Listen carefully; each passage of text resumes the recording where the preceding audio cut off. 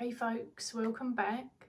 Today I am jumping into the new tag, #TradWitchTag, and this is created by my dear friend Joanna, aka Nomqua, and this is the kind of witchy tag that I have always wanted. There is another cool one going around at the moment, Pagan November. I feel like I'm kind of too behind to jump in on that, but I was really excited to see Joanna return and create such a thoughtful tag, and one where I felt I could really talk about my craft. My craft isn't that active on YouTube. I feel like most people see me predominantly for my tarot and oracle use.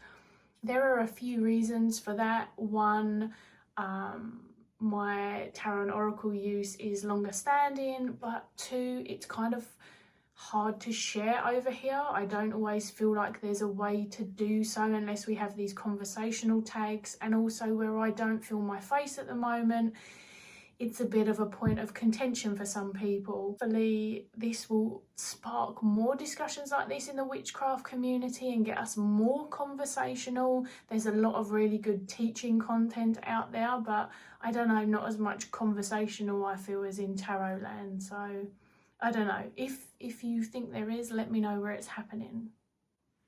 Just because I thought it would be funny and a part of my little history. I probably should have showed you. This is me.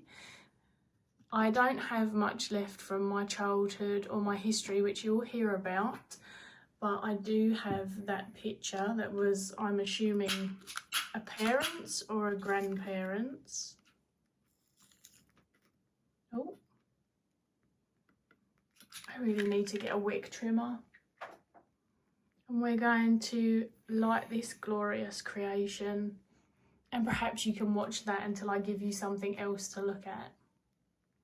Let's jump in. Question 1, what kind of craft do I practice? I have quite an interesting relationship with labels, and I see mine as having crossovers to other labels and acknowledge that there's a certain fluidity with other things.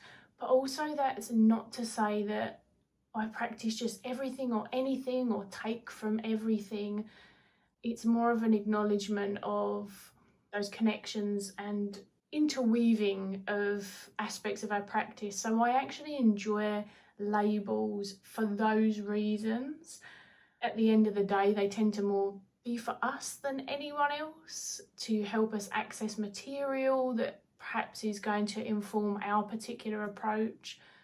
I don't think that they tell people about my craft without the following questions to define and expand them though. But they do aid me, like I said, in seeking knowledge, guidance, connection.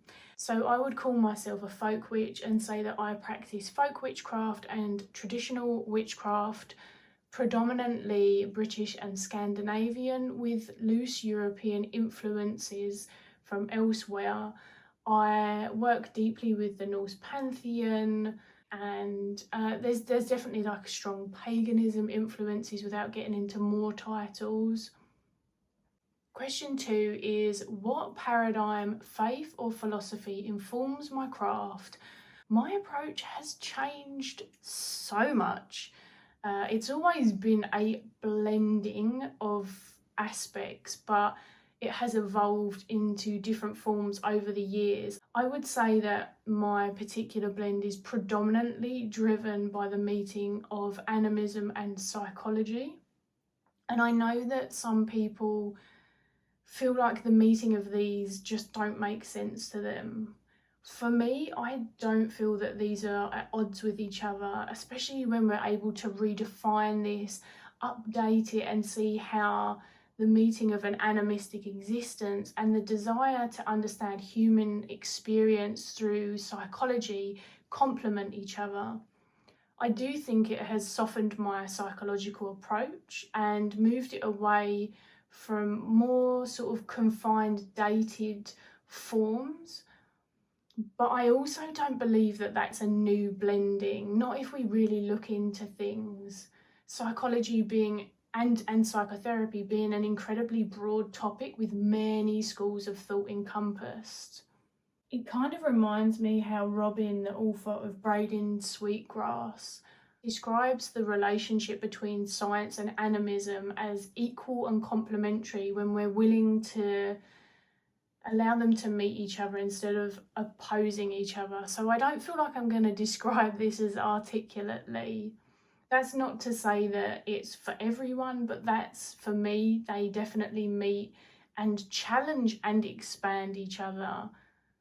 And I will be honest, historically I've been inclined to have very strict parameters, and then that leads me to just the one thing, and I will end up denying other parts of myself due to sort of outside definitions. So as I've aged, I've kind of thrown those out. Animism is definitely a growing process for me. It's not something that I have been in and around for a long time. Perhaps in some ways it's something I've come back to, but certainly as an adult it's not a way that I would have described myself for a very long time. So it has been a big change, but these are the places that inform my craft presently. Question 3, what culture is your practice rooted in?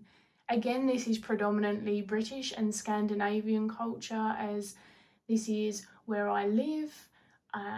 And this is what influences where I live, and this is a chunk of my ancestry that I am familiar with as well.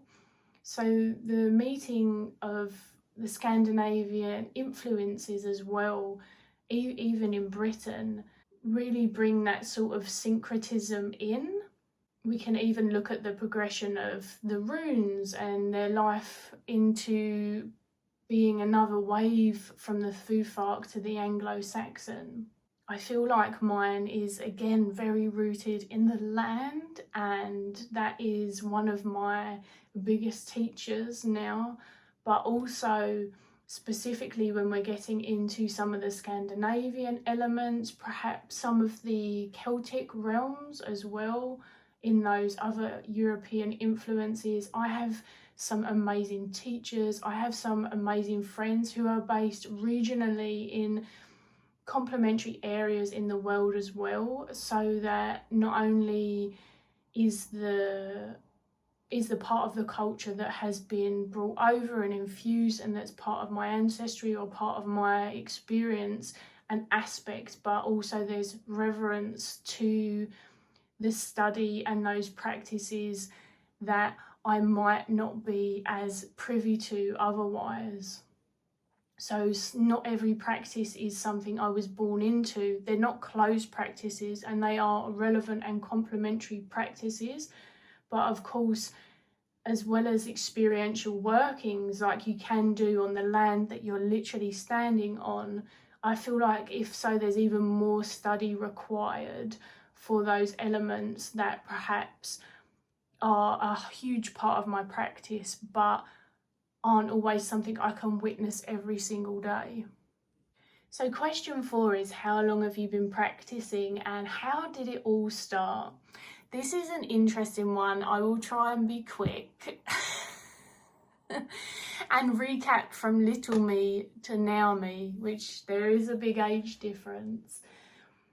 I didn't claim the word witch until perhaps 5 or so years ago, and what I will say is that elements of my practice have existed since a very young age, ones that hold strong, like my workings with animals, the whole kind of animal gnosis. That was something I was born into.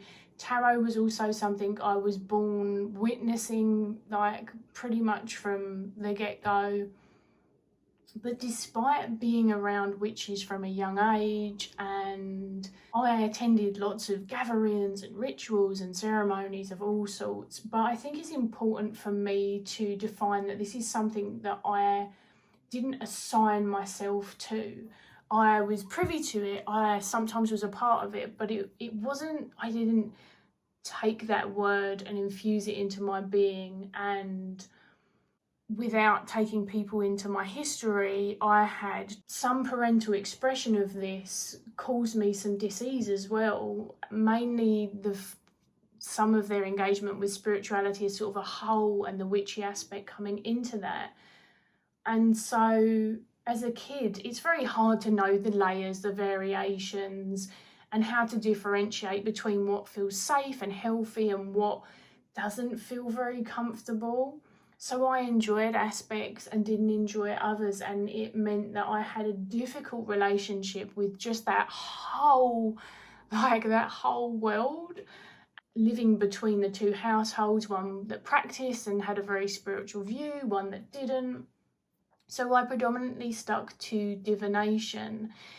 I did the things that people talk about. I made the spells from things in the garden, and I collected rocks and feathers and sticks, but I never thought of myself as a witch. You know, I played with witchcraft, but I didn't own it, and I would define the two as separate, because I know some people did see themselves through that word, through that way when they were younger.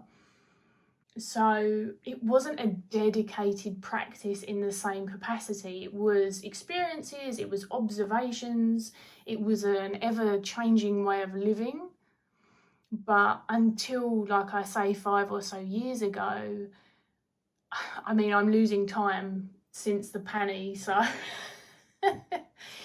it's around then. And for me, I think one of the other things is that identity only comes after trying out shit and experiencing it and seeing if it sticks, if it feels good, if it works, if it makes sense. I didn't feel like I wanted to claim the word without the craft. So whilst there are a lot of things that I would now say, yes, that's inherent in my witchcraft, and I have been doing it since I was 4 or 3 or 10 or whatever it is, I feel like until the intention changed, that was when it happened for me. And perhaps aspects of that is just me quibbling semantics, but I couldn't identify with the craft without there being a craft there in more of an intentional way. And this meant diving into a lot more before claiming that word for me. It felt important to me. Number 5, what books or resources have you first started with? Would you recommend them to others today? Now, again, twofold, because the books that I read when I was younger, firstly, my recollection is absolutely horrendous, so I don't remember many of their names. And secondly, they would have had a wider birthing, and I don't inherently feel that describes either my witchcraft practice now or just witchcraft. You know, they're very sort of adjacent. There's a lot of spirituality, there was a lot of self-help. A lot of what I ingested then isn't a reflection of my craft now. So I think not. The only things that I have that were a part of that were, I had the Wicca pack, which this is just the book from, which was an oracle deck, and I had this from a very young age. When did it come out?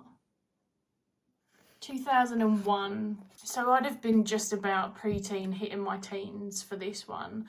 But the only book that's really stayed with me, which isn't witchcraft, but I would hedge a bet that most people like myself would say this is adjacent to being some inspiration in their practice one way or another, and has, I don't know, it feels very witchy to me, is the Women Who Run With Wolves. I actually have a different copy because this one, unfortunately, is kind of falling apart now, as you can see. But yeah, and this was inscribed. I feel like that's probably the one part of my early memory of something that I was introduced to that feels very fitting now. I'm sure there are other stuff, but again, it feels more like adjacent. And then even when I sort of in the last decade returned, a lot of what I had was very, very beginner. I played with different terms. I read books that were just about claiming the word witch, but then they didn't have any practice in them. And I felt like a lot of the books that I was getting my hands on as well were very sort of new age influenced. Now, some of the books that I read weren't bad books. Some definitely were, but they're just not things that I practice now predominantly. So I don't think that I would recommend them based on that. Question 6, how has your practice changed or paradigm over the years, if at all? I kind of touched on this already. I spent a lot of time feeling out the approach that I'm in now. It was almost solely psychological due to my career, due to the way that I see the world, my base, just my framework and lens.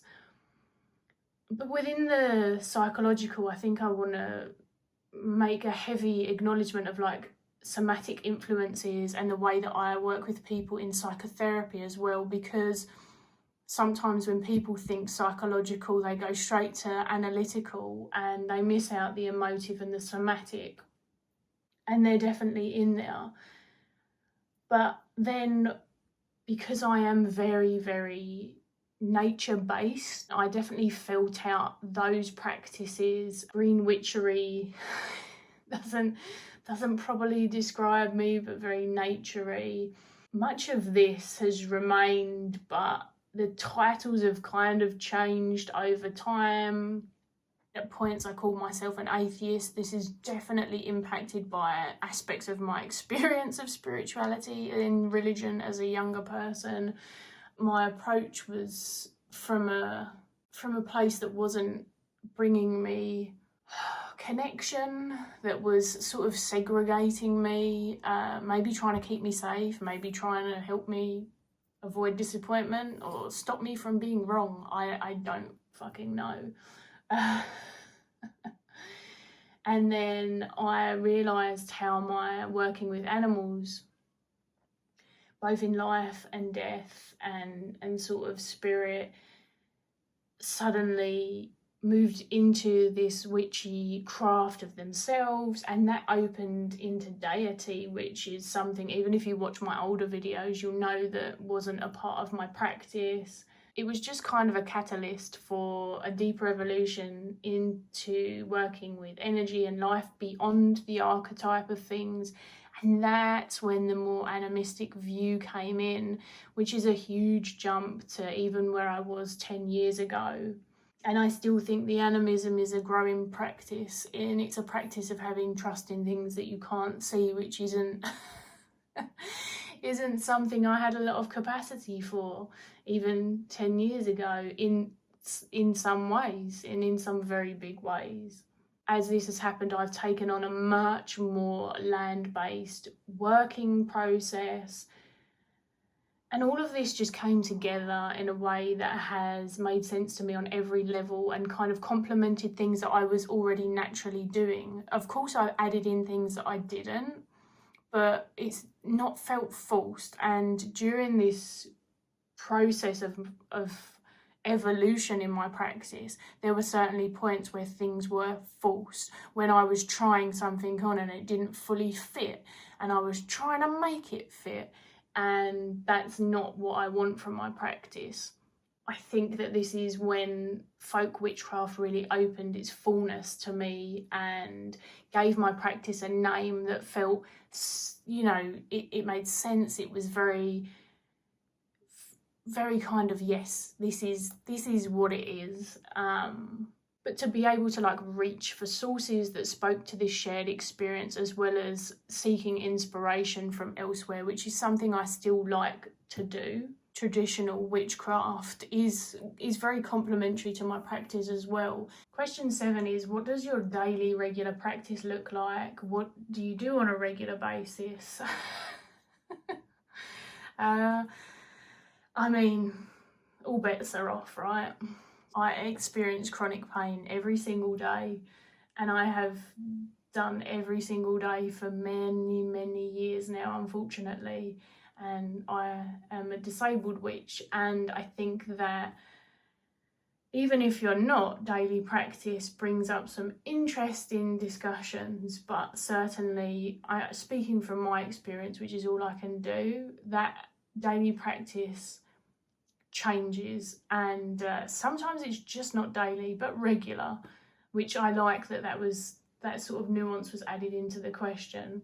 I talk to the animals, the land, the local spirits, my familiar or deity on a regular basis. That is the most daily element to my craft. But I would say that and some people feel different about this, and this is fine, but like meditational journey work and energetic workings, which are also a significant aspect of my regular practice, definitely due to this, some days I don't have the capacity for that either. It's as simple as that, and I think unless someone is in your body and having your experience, it's just very hard to describe it. And people often don't really want to know either. The other aspect of it that is somewhat regular is obviously the divination layer and the animal work. So that sort of rolls into various aspects, from hands-on wildlife, support, death work, spirit work. Like I said, the divination is inherent in my craft because it existed before and for the longest time, so it's naturally intertwined frequently enough. Question 8. Are there aspects of your craft that you need to keep secret? In your opinion, is secrecy important in witchcraft? Let's see if I can do this one quickly. I've been rambling. I think privacy is always important throughout most of the things that we do. I think that often comes through despite my being on social media, because I'm very keen to carve out boundaries. But I would say, I think that said, I don't keep everything private, and I've used the word private, secret, whatever works for you. I have shared, and I have had people comment on this as well, I have shared some intimate workings online after completion because I have decided that I felt I wanted to. And my approach is one that if nothing is ever shared, it's hard for people to learn and connect. And like I said, I don't have the luxury of the intimacy of a coven and things like that. And some people don't even have a few close friends. But I think the significant point to note here is that I don't feel an obligation either. Like, I don't feel like that's my job. When I do choose to share facets like that publicly, it's very sporadic, and it's because I feel the urge and I have a check-in process. So other things I don't even share with my closest friends because it's just for me, and the thought of trying to explain or define or just even share feels just wrong for that working, for that process, or I just want to enjoy the privacy of it. There are also examples when I don't feel that it's mine to share. Some spirit work, a lot of death work is very boundary focused for me. The respect in the intimacy of the moment is above all else. So if I very rarely share this, it's usually in more intimate spaces like my Patreon. Wherever it is, it's always after asking, and if I were to get a no, I would respect that. Nor do I commonly feel inclined to go into details. So yes, I do keep things private. I do think secrecy or privacy is important in various aspects. I do think it's a safety thing for a lot of people. It's a boundary thing for everyone.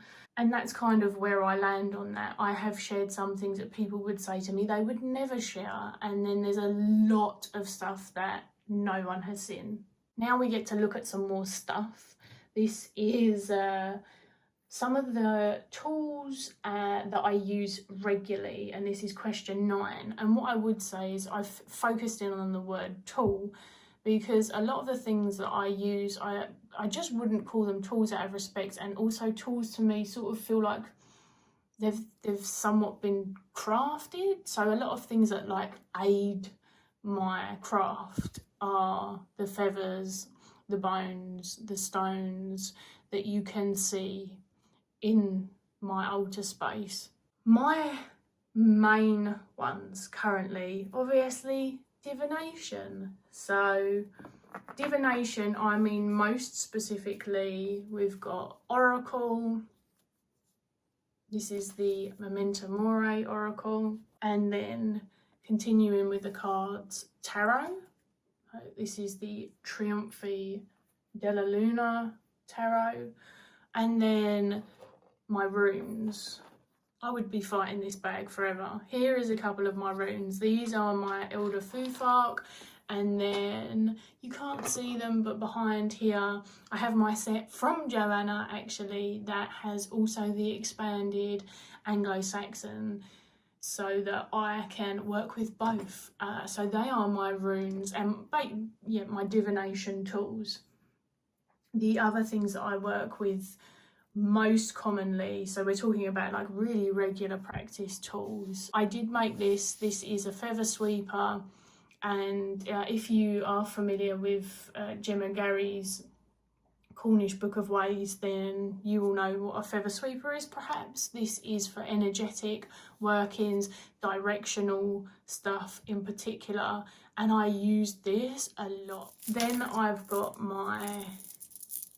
I always have called these my pagan prayer beads, and I do anything from grounding, meditational, touching base, which is kind of, you could just call that self-care, right? It's they have a lot of uses, these, but they do also aid me occasionally in ritual work. They have aided me in journey work.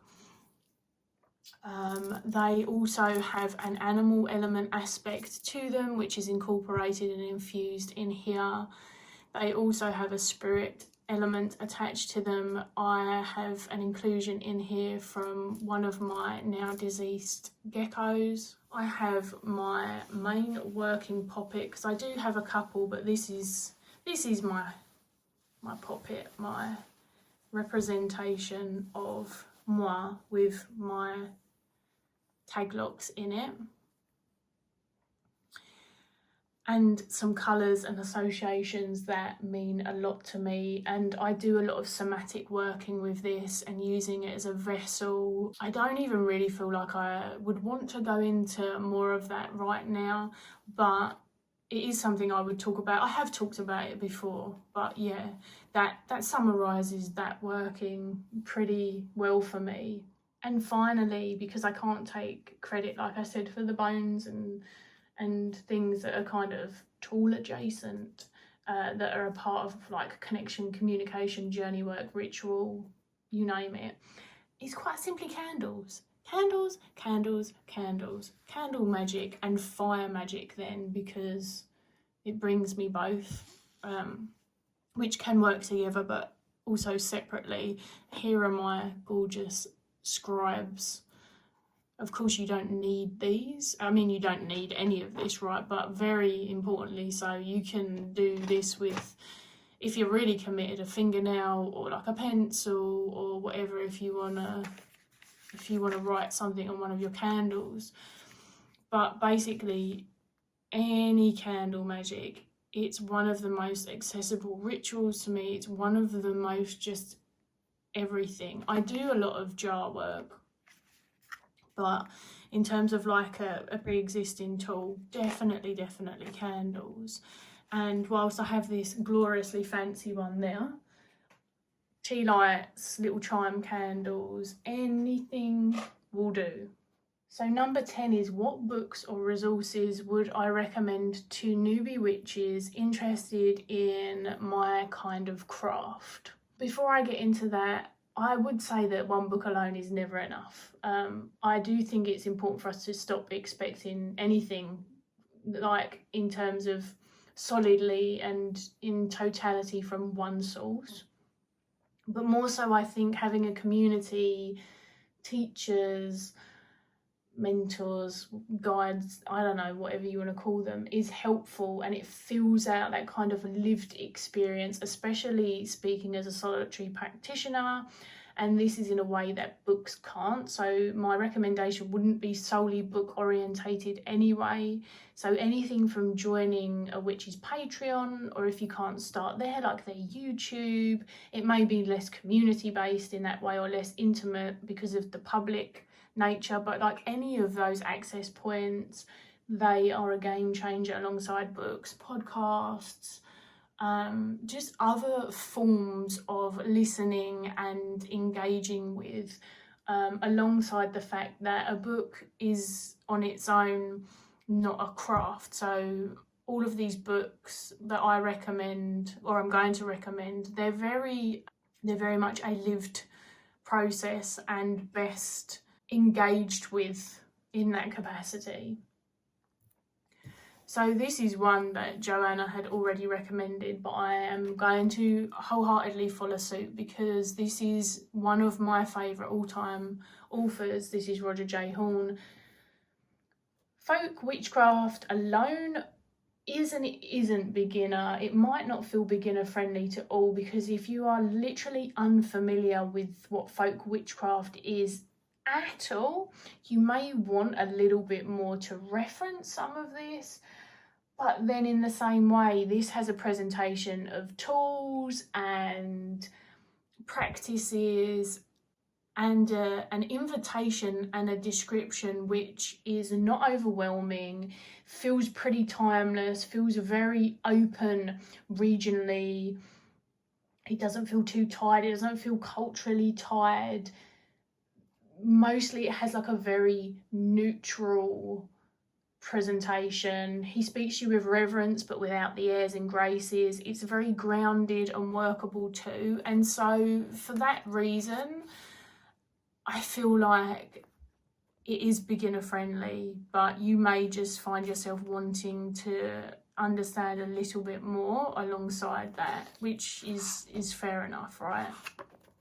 Once we get past this book, it's very difficult for me to recommend beginner-friendly books that don't have some regional influence on them. When I got into really finessing what my craft was at this time, I really dove into regionally specific land, local land-based, or the traditions and paradigms and cultural focus that I work within.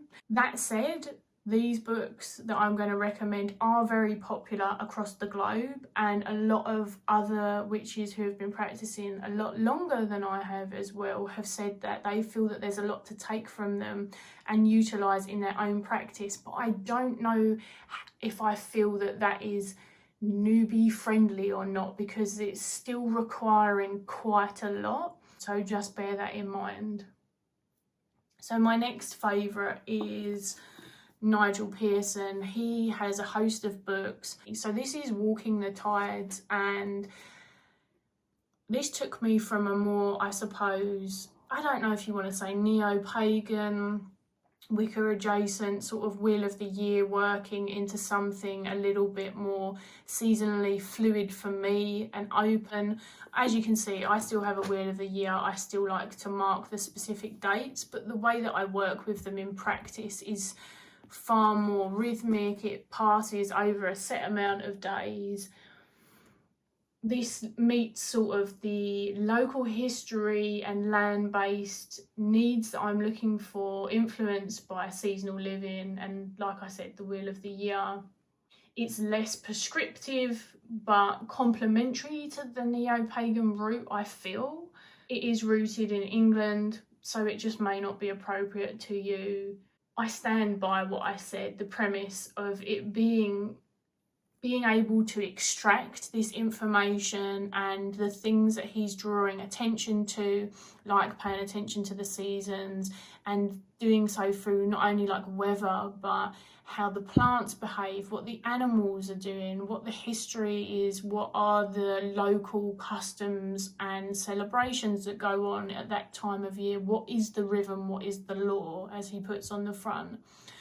That is something that you can extract, but I think if you're really a newbie and you are in a different part of the land, then maybe just a Sabbath almanac would be better suited, if I'm honest, just because you would be reading a lot of information about animals and plants that are over here. It is a recommendation, but again, like I said, it starts to get more specific. And following on from that, one which is again locally infused, and I think some are going to say that they wouldn't feel that this is newbie friendly, but I am not sure that I've seen any solid traditional witchcraft information that is solid enough that feels more newbie friendly anyway. So I'm going to say Traditional Witchcraft by Gemma Gary. I don't think that there's anything that I have come across so far that is going to be any friendlier. The preface felt dry to me, but after that I was fine. And I mean, if you work with this in parts rather than just trying to digest the whole lot, I think that that can make it far friendlier. I do think that a lot of the language is very accessible for the most part. The breakdown, even of the way that this is formatted, there is a selection of charms and rituals that there is almost something for everyone. Predominantly, I think it just had these three had such a significant impact on my practice and where it is today.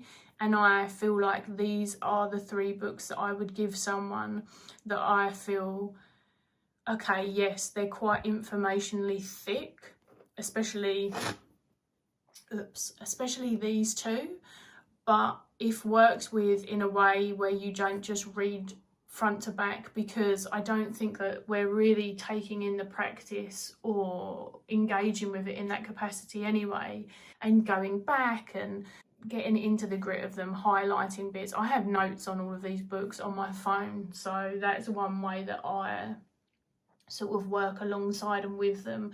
But this is very popular for a reason, and I feel like it's an accessible enough point of entry when it comes to traditional witchcraft. Move this before I scratch something.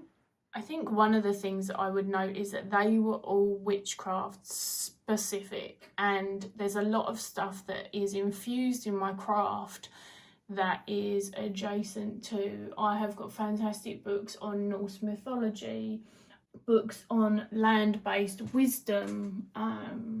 Not everything that creates your craft will come from a witchcraft book, and I think sometimes that's actually where we fall short.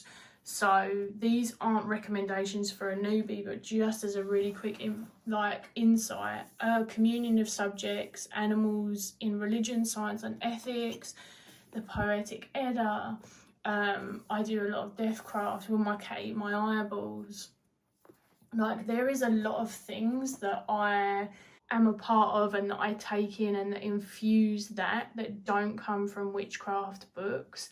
So I think obviously when you're a beginner, you start with the witchcraft books, but I just want to say that it's not a place that you have to stay. And I actually feel like I wish someone would have really wrote home about that earlier rather than kind of coming to it myself. Because I said, you know, check out YouTube and check out other things, I'll give a mention to Hearth Witch. There's crossovers between our craft. She is an amazing YouTube teacher. She has a lot of content that you could work with, as well as really good recommendations from beginner to intermediate to whatever you want to call yourself along that spectrum. And then just kind of acquainting yourself with perhaps a podcast or other people in the community. I get that books tend to be the most focused on resource, and obviously I've shared those, but I definitely think that there's a community point that's really, really helpful, and it doesn't have to be in person, and you don't have to be intimately engaged with everyone if it's a larger community as well. But there's an element that can be really useful to that. With the Norse pantheon, spirituality, witchcraft, myth, history, those layers, because I have mentioned that and haven't really given any resources, I would say that Arith Hager, and I feel like I'm not pronouncing his last name properly, but they will be linked below, is a fantastic resource, teacher, human being for this. And then if you want more just the historic approach, then Jackson Crawford. And there you have it. That's my rather rambly answer to Joanna's tag. I hope that I got my thoughts across clearly, because I kind of didn't want to wait any longer and just jumped in the end. It's been a really interesting tag to jump into. Like I said, it felt very thoughtful. I hope that Joanna expands on these, and I can see ways that these can open further discussions down the line as well. So yeah, thank you for sticking with me if you did. And just to finish this off, let's blow the candle out, and I will see you in the next video.